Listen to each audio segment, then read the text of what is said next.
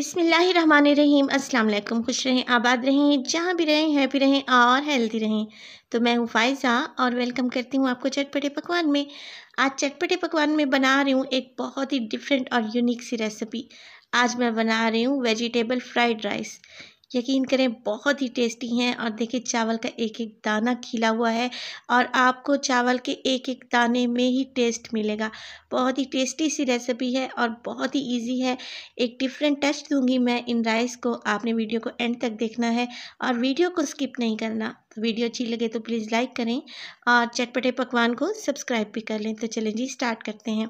सबसे पहले तो मैंने 500 ग्राम यानी कि आधा किलो के बराबर ले लिए हैं कच्ची बासमती राइस है मेरे पास। डबल स्टीम राइस इस्तेमाल कर रही हूँ।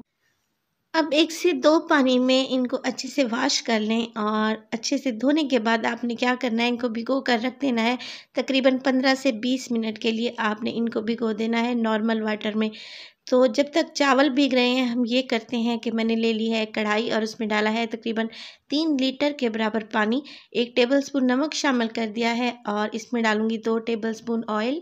इसके अलावा 1 नींबू है मेरे पास लेमन, उसको भी निचोड़कर इसी पानी में शामिल कर दूंगी। लेमन डालने से चावल बहुत खिले खिले बनते हैं और आपस में चिपकते और जुड़ते भी नहीं हैं। अगर नींबू आपके पास नहीं है तो आप 1 टेबलस्पून सिरके का भी यहाँ पे इस्तेमाल कर सकते हैं। इनको मिक्स कर लें और एक बॉयल आने तक आपने पानी को उबाल लेना है। पानी में जैसे ही बॉयल आएगा आपने भीगे हुए चावल इसमें शामिल कर देने हैं। और देखिए यहाँ पे हमने चावल को एक दफ़ा मिक्स कर लेना है और इसको पकने के लिए छोड़ देना है तकरीबन 7 से 8 मिनट के लिए। तकरीबन 85% तक हमने चावलों को यहाँ पे गला लेना है। तो 7 से 8 मिनट ही गुजरे हैं। चावल यहाँ पे देखें कितने ज़बरदस्त से वाइट से और खिले खिले से बने हैं। वो इसलिए कि मैंने इसमें लेमन जूस और ऑयल ऐड किया था। तो देखिए चावल को प्रेस करने से ये इजीली प्रेस हो रहे हैं मगर बहुत ज़्यादा गले हुए नहीं हैं। 85% तक चावल ही आपने यहाँ पे बॉयल कर लेने हैं। अब एक स्ट्रेनर की मदद से चावलों को अच्छे से छान लें। एक बड़ी सी डिश लेंगे या फिर एक बड़ी सी परात लेंगे और उसमें इस तरीके से देखिए चावलों को फैला कर डालते जाएंगे ताकि इनका कुकिंग प्रोसेस यहीं पे ख़त्म हो जाए, ये ठंडे भी हो जाएं और खिले खिले भी रहें। अब मैंने ले ली है यहाँ पे एक कढ़ाई और उसमें डाला है आधा कप के बराबर तेल। तेल जैसे ही हल्का सा गर्म होगा इसमें चॉप किया हुआ 1 टेबलस्पून अदरक और 1 टेबलस्पून ही लहसुन डालेंगे। तो अदरक और लहसुन डालने के बाद मेरे पास है 3 हरी मिर्चें मोटा मोटा सा चॉप कर कर ये भी आप इसमें शामिल कर दें। तकरीबन आधा मिनट के लिए हमने लहसुन अदरक और मिर्च को फ्राई कर लेना है। बहुत ज़्यादा कलर नहीं देंगे, बस हल्की सी इनमें से खुशबू आने लगे तो यहाँ पे अदरक लहसुन और मिर्च हमारे फ्राई हो जाएंगे। देखिए अब इसमें शामिल करूँगी, मेरे पास है प्याज। एक बड़ा प्याज है उसको मैंने बिल्कुल चॉप कर लिया है, बिल्कुल ऑमलेट कटिंग में काट दिया है, ये भी इसमें शामिल कर दें। प्याज हमने यहाँ पे फ्राई कर लेना है। इतना फ्राई करना है कि प्याज का मॉइस्चर ख़त्म हो जाए, जो इसमें पानी होता है वो ड्राई हो जाए और प्याज का हल्का सा गुलाबी कलर आने लगे। तकरीबन 2 से 3 मिनट ही लगेंगे और प्याज हमारी यहाँ पे रेडी हो जाएगी। तो देखें यहाँ पे प्याज तैयार है, बहुत ज़्यादा इसको कलर नहीं दूंगी। और अब इसमें शामिल करेंगे हमारी वेजिटेबल्स।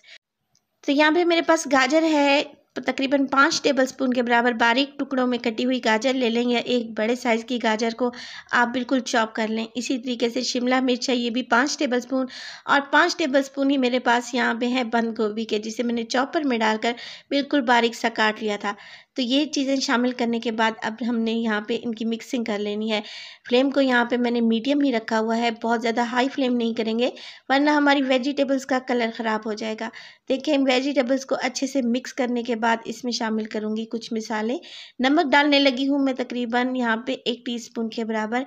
1 टीस्पून ही इसमें डलेगी काली मिर्च का पाउडर। तो ये चीज़ें शामिल कर देंगे। इसके अलावा मेरे पास है यहाँ पे देखें अचार गोश्त मसाला। किसी भी अच्छी सी कंपनी का आपने अचार गोश्त मसाला ले लेना है और ये 2 टेबलस्पून के बराबर है, ये शामिल कर दें। इसके अलावा मेरे पास है सोया सॉस। तो सोया सॉस इसमें डलेगी 2 टेबलस्पून के बराबर। तो ये 3 किस्म की बहुत ही मशहूर सी सॉसेज हैं जो हर घर में अवेलेबल होती हैं सूप वगैरह में। इसके अलावा चाइनीज़ कुकिंग में भी इनका इस्तेमाल होता है। चिली सॉस इसमें डालेंगे 2 टेबलस्पून। इसके अलावा सफ़ेद सिरका यानी कि वाइट विनीगर है मेरे पास, इसका डलेगा 1 टेबलस्पून। तो इन तमाम चीज़ों को अच्छे से मिक्स करेंगे और मिक्स करने के साथ साथ मज़ीद 1 से 2 मिनट के लिए फ्राई करेंगे ताकि मसाले सब्जियों में अच्छे से रच बस जाएँ। बहुत ही डिफरेंट सी रेसिपी है मगर बहुत ही ज़बरदस्त है। आप इस रेसिपी को ज़रूर ट्राई कीजिएगा, इंशाल्लाह आपको बहुत ही मज़ा आएगा। तो मीडियम टू लो फ्लेम पे यहाँ पे देखिए वेजिटेबल्स को मैंने फ्राई कर लिया है 2 मिनट के लिए। अब मैं इसमें डालूँगी चावल और चावल देखें कैसे खिले-खिले से और ज़बरदस्त हैं। पहले आधे चावल शामिल करेंगे और इस मसाले के साथ इनको अच्छे से मिक्स कर लेंगे। इससे क्या होता है कि मिक्सिंग करने में बहुत ही ईज़ी रहता है। अगर आप एक साथ ही सारे चावल शामिल कर देते तो आपको मिक्स करने में बहुत ही प्रॉब्लम हो सकती थी और चावल भी हमारे टूट सकते थे। अब देखिए आधे चावल मिक्स करने के बाद बाकी चावल भी मैंने इसमें डाल दिए हैं और अब हल्के हाथ से इसकी मिक्सिंग शुरू कर देंगे। चाहें तो 2 चम्मच की मदद से भी आप इसकी मिक्सिंग कर सकती हैं। चावल के एक-एक दाने पे मसाला अच्छे से कोट हो जाना चाहिए। देखें अच्छे से मिक्सिंग मैंने कर ली है। अब ये करूँगी कि इसको दम पे लगाऊँगी। तो दम पे लगाने के लिए मैंने इसको कवर लगा दिया है और तकरीबन 7 से 8 मिनट के लिए बिल्कुल लो फ्लेम पे मैंने इसको दम पे लगा दिया था क्योंकि चावलों में हमने कसर रखी थी जो कि दम में बिल्कुल ठीक से पक जाएँगे और बेहद खिले-खिले से बनेंगे।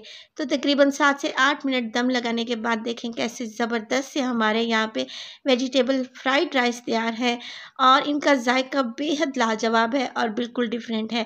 रेसिपी को ज़रूर ट्राई कीजिएगा। रेसिपी अगर आप लोगों को अच्छी लगे तो प्लीज़ लाइक करें और चटपटे पकवान को सब्सक्राइब भी कर लें और अपने फैमिली और फ्रेंड्स में भी शेयर किया करें। तो अपना बहुत सारा ख्याल रखिएगा। फ़ाइज़ा को भी अपनी दुआओं में याद रखिएगा। मुझे दीजिए इजाज़त। टिल देन अल्लाह निगहबान।